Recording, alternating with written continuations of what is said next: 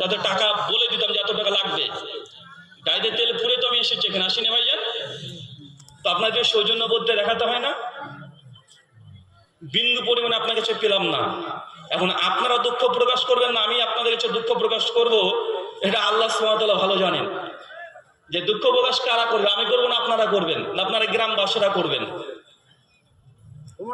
আল্লাহ সুবহানাহু ওয়া তাআলা দোয়া করতেন, আল্লাহ আমাদেরকে তুমি ধৈর্য ধারণ করার তৌফিক দান করো, আমিন। সম্মানিত সুধী, আজকে যে বিষয়ে গুরুত্বপূর্ণ আলোচনা করব, আলোচ্য বিষয় ইবাদত কি এবং কেন। কি বললাম? ইবাদত কি এবং কেন। আচ্ছা, আমরা তো কম বেশি ইবাদত করি, তাই না ভাইজান? আমরা তো ইবাদত করি না ভাইজান? আমরা কম বেশি সকলে ইবাদত করি। এবং আমাদের সমাজে দেখা যায় ইবাদতকে নিয়েই অনেক মানুষ, কিছু ইবাদতকে আমরা বলি একটা মানুষ মারা গেছে,